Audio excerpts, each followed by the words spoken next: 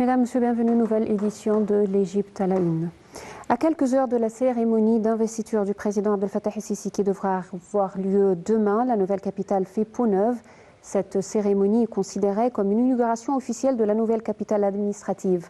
La cérémonie d'investiture du président el-Sisi est considérée comme la véritable inauguration de la nouvelle capitale administrative, a déclaré Khaled Abbas, le PDG de la Société égyptienne de la capitale administrative pour le développement urbain. 2 jours avant la cérémonie d'investiture du président Abdel Fattah el-Sisi, Abbas a dévoilé les derniers préparatifs de la cérémonie qui se tiendra mardi 2 avril à la nouvelle capitale lors d'une intervention téléphonique sur la chaîne égyptienne Sada al-Balad. Il a poursuivi que le président el-Sisi arrivera mardi matin à la Chambre des représentants dans la nouvelle capitale administrative pour prêter serment et prononcer un discours, puis il se rendra au nouveau mémorial avant d'hisser le drapeau égyptien sur le plus grand mât à la place du peuple. Selon Abbas, la nouvelle capitale est prête à recevoir tous les événements et les activités majeures. Il se félicite que l'État sera géré à partir de la nouvelle capitale, dont le monde entier suit l'échelle de la réalisation après 6 ans de son lancement.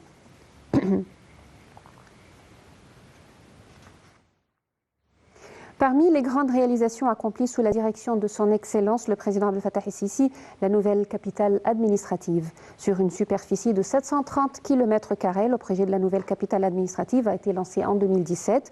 Son objectif est de créer une nouvelle à la fois inclusive, intelligente et durable, symbolisant la modernité et la force de l'État égyptien. Les détails dans ce commentaire. Un mégacité au milieu d'une plaine désertique. En 2015, l'Égypte s'est lancée dans un gigantesque chantier, celui de sa nouvelle capitale, à 45 km à l'est du Caire. 8 ans plus tard, les constructions s'étirent sur 270 km², à mi-chemin entre la capitale historique et la ville portuaire de Suez. Ce projet de nouvelle capitale estimé à 60 milliards de dollars consiste en effet à faire émerger 21 quartiers résidentiels, de même que 25 quartiers dédiés à l'activité économique ou gouvernementale. À compter de cette année, une grande partie du gouvernement commencera sa lente migration depuis le Caire. Déjà s'y dessine l'impensable en plein désert. Un immense parc, des lacs artificiels, près de 2000 institutions d'enseignement, un parc d'innovation technologique, près de 700 hôpitaux et cliniques, plus de 1000 mosquées et églises, un stade de 90 000 places, des hôtels dont le nombre de chambres cumulées devrait atteindre 40 000.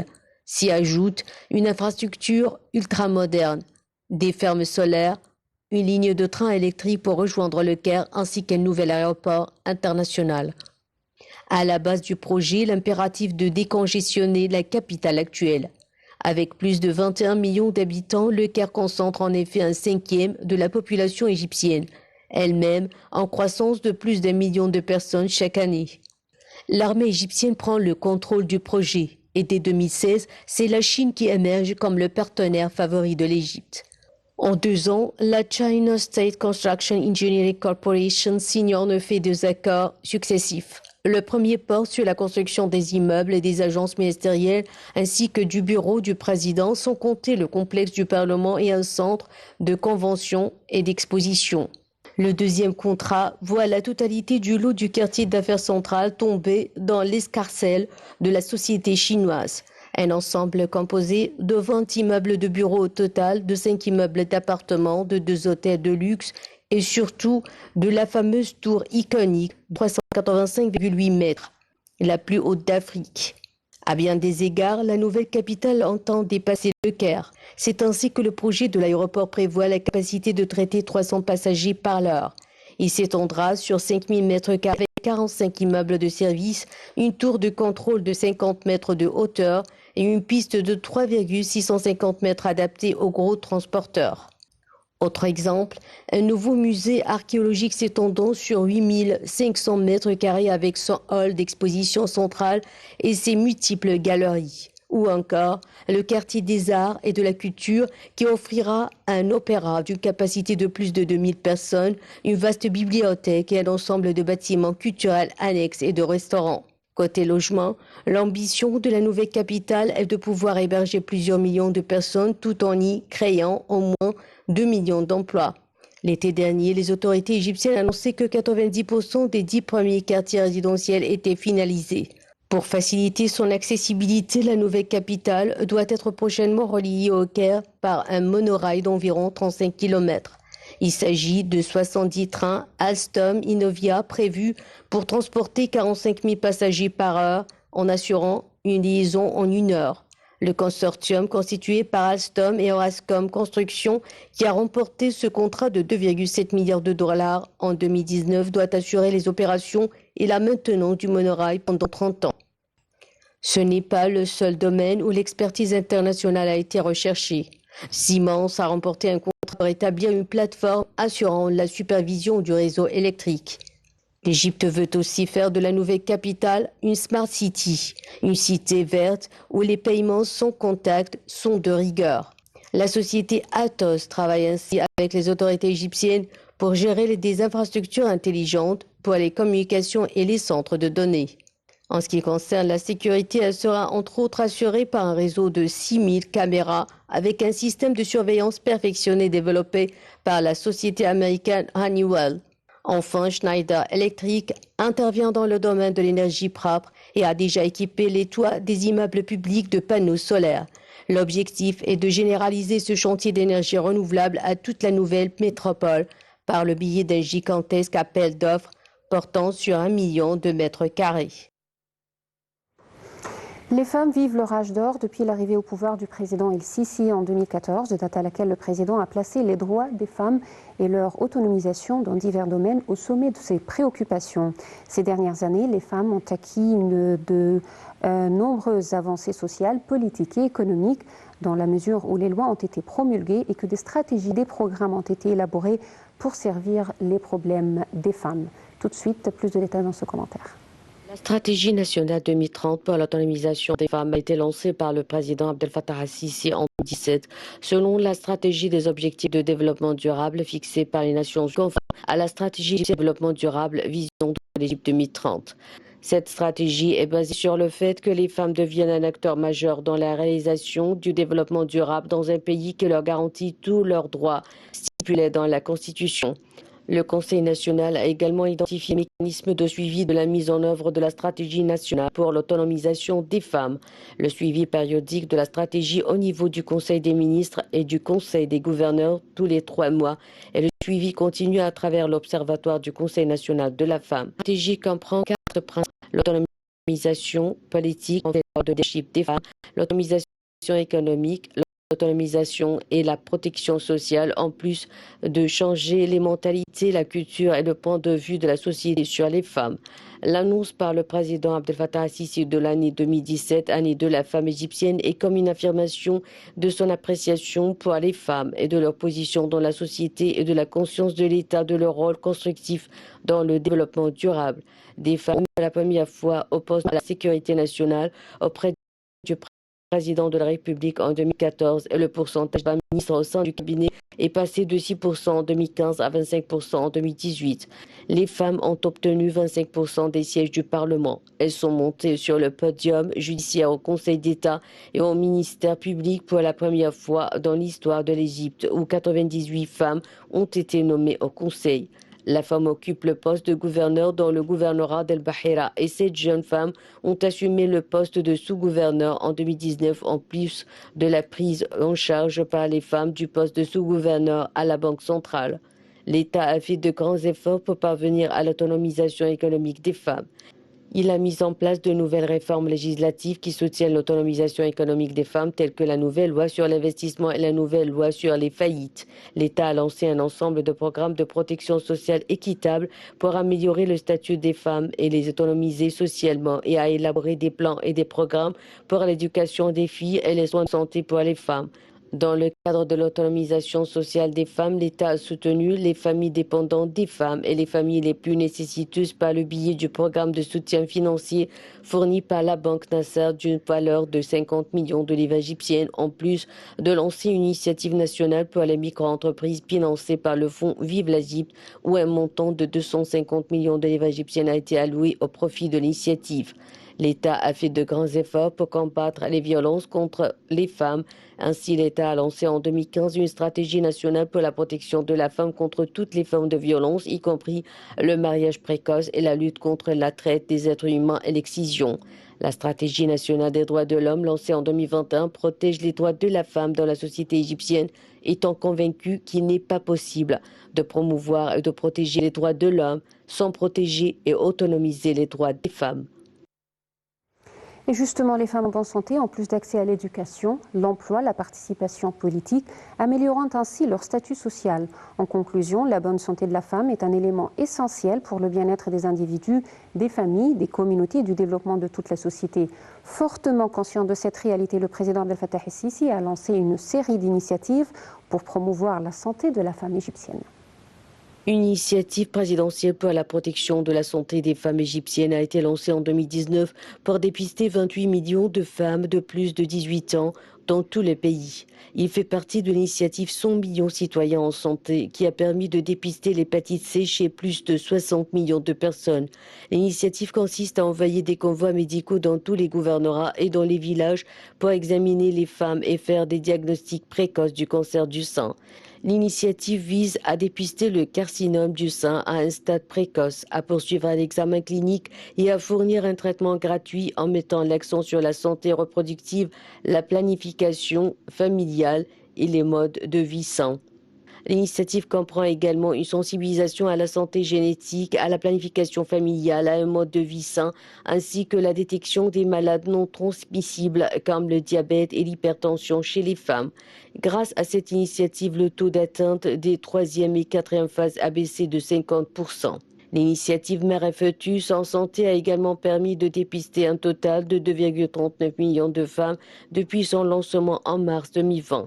L'initiative diagnostique à un stade précoce les maladies transmises de la mère au fœtus et fournit des traitements et des soins médicaux gratuits. L'initiative vise également la détection précoce de l'infection par l'hépatite B, le VIH et la syphilis chez les femmes enceintes. De plus, l'initiative prévoit un suivi des mères et de leurs nouveau-nés pendant 42 jours pendant la période post-partum pour détecter toute complication de santé et prendre les mesures appropriées. L'initiative est durable dans tous les centres de maternité et d'enfance pour fournir tous les soins nécessaires aux mères et aux nouveau-nés. Les femmes en bonne santé ont plus accès à l'éducation, l'emploi, la participation politique, améliorant ainsi leur statut social. En conclusion, la bonne santé de la femme est un élément essentiel pour le bien-être des individus, des familles, des communautés et du développement de toute la société. Fortement conscient de cette réalité, le président Abdel Fattah el-Sisi a lancé une série d'initiatives pour promouvoir la santé de la femme égyptienne. Depuis la prise de ses fonctions à la tête du pays en 2014, le président Abdel Fattah el-Sisi accorde de grands intérêts aux personnes ayant des besoins spéciaux et œuvre à leur autonomisation et leur intégration dans la société. Le président Abdel Fattah el-Sisi a à plusieurs occasions souligné la nécessité de fournir aux personnes à besoins spéciaux des services de formation et de réhabilitation appropriés, ainsi que des soins adéquats et des opportunités égales pour les aider à mieux s'intégrer dans la société. Cette catégorie, qui représente entre 10 et 15% de la société, a été négligée pendant de longues années. Selon les dernières statistiques officielles publiées par l'Agence centrale de la mobilisation publique et des statistiques CAPMAS, le nombre de personnes handicapées représente 10,60% de la population totale en Égypte. La Constitution égyptienne a affirmé tous les droits et les devoirs des personnes handicapées dans les articles 53, 54, 55, 80, 81, 180, 214 et 244. Le 19 février 2018, la loi numéro 10 sur les droits des personnes handicapées a été promulguée. Elle comprend 58 articles qui incluent tous les droits des personnes handicapées qui leur sont reconnus sans distinction ni isolement, mais sur le même pied d'égalité avec les autres citoyens en fonction de leur situation et de leurs capacités. En 2012, l'État a établi le Conseil national des affaires des personnes handicapées en tant qu'entité nationale spécialisée dans les affaires des personnes handicapées et constitue une étape importante sur la voie de l'intégration et l'autonomisation des handicapés, y compris les femmes et les filles handicapées. Le premier secrétaire général du Conseil était une femme, mère d'une personne ayant une déficience intellectuelle. Une femme ayant une déficience motrice s'est également vue attribuer le poste, ce qui constitue une autonomisation des femmes handicapées et une reconnaissance de l'état des capacités des femmes à occuper des postes de direction. L'Égypte a annoncé l'année 2018 année des personnes handicapées, ce qui reflète le grand intérêt que porte le président à cette catégorie, qui représente une large proportion de la société égyptienne allant de 11 à 15 millions de personnes ayant des besoins spécifiques. Chaque année, l'Égypte célèbre la Journée internationale de l'invalidité le 3 décembre. Le Conseil communique avec les associations afin de recevoir les candidatures de personnalités distinguées parmi les personnes handicapées dans tous les domaines afin de participer et de les honorer à cet événement.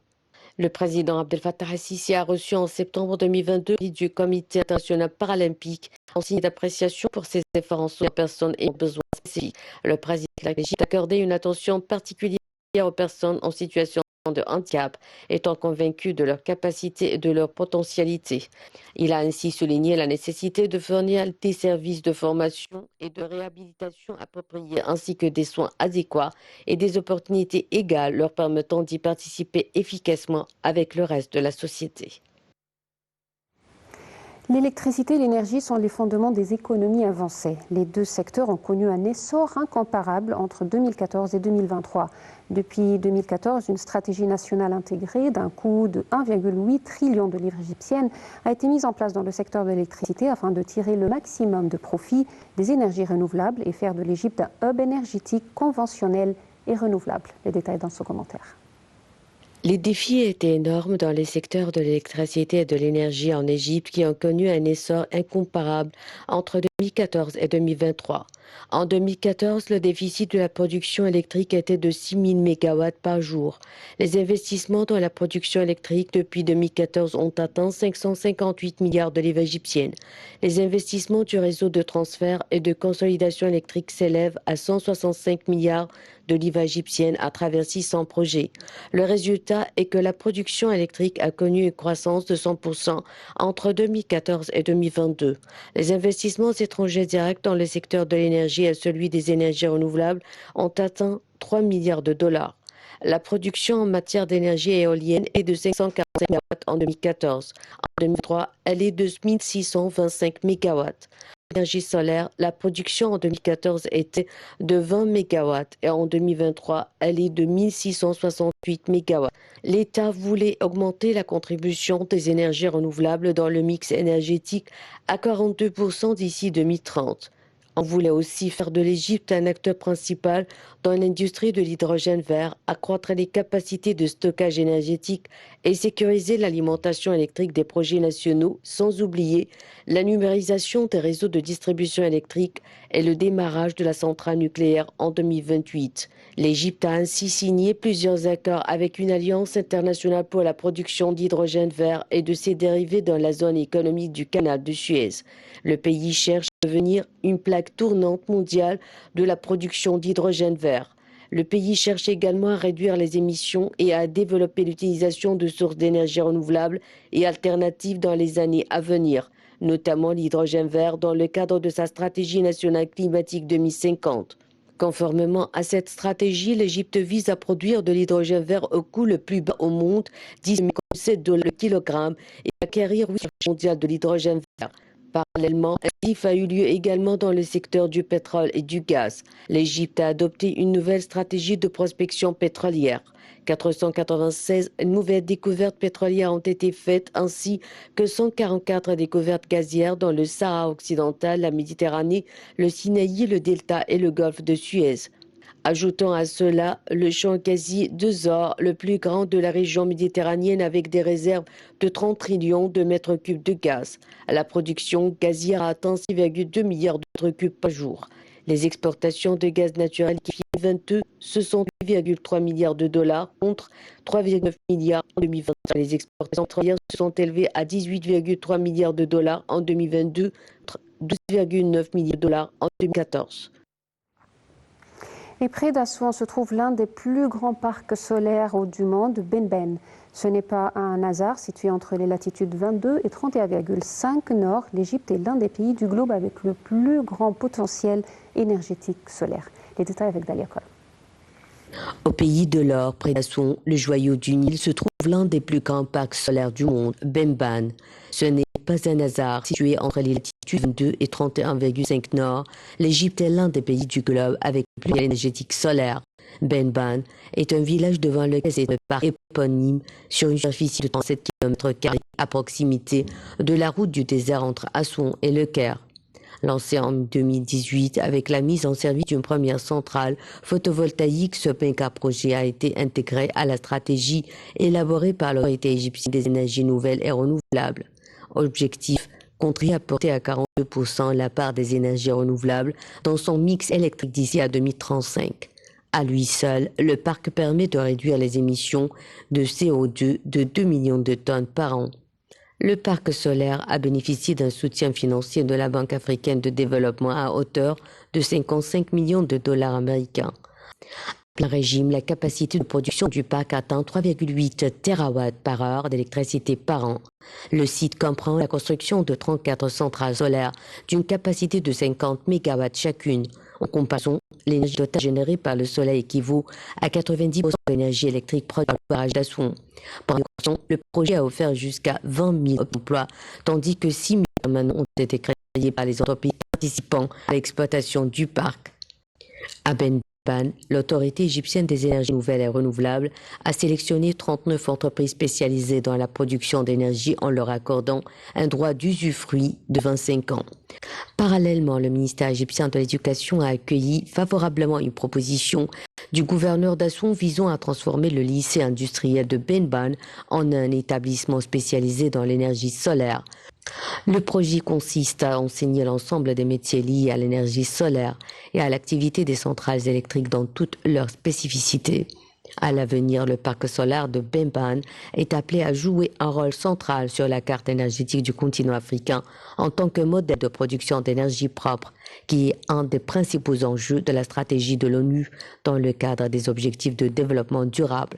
Les énergies renouvelables ont un avenir radieux au pays des pharaons.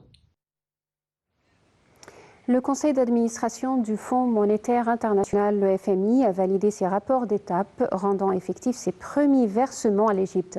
Le FMI verse 820 millions de dollars à l'Égypte, première étape de son programme d'aide. Le Fonds monétaire international a annoncé vendredi le versement immédiat de 820 millions de dollars au gouvernement égyptien, correspondant aux 2 premières tranches du programme d'aide de 3 milliards de dollars accordé fin 2022. Le conseil d'administration du FMI a validé ses rapports d'étape, rendant effectifs ses premiers versements repoussés à plusieurs reprises très attendus par le gouvernement égyptien, alors que l'économie nationale voit les difficultés s'accumuler. Le conseil a par ailleurs approuvé la rallonge de 5 milliards de dollars annoncés au début du mois, portant à 8 milliards de dollars les fonds prêtés par le fonds à l'Égypte. Le FMI souligne dans son communiqué que le gouvernement égyptien a atteint l'ensemble des objectifs prévus dans les 2 premières étapes du programme d'aide, à l'exception du niveau de ses réserves en devises. Selon la directrice générale de l'institution Kristalina Georgieva, les autorités ont significativement renforcé le programme de réforme prévu par le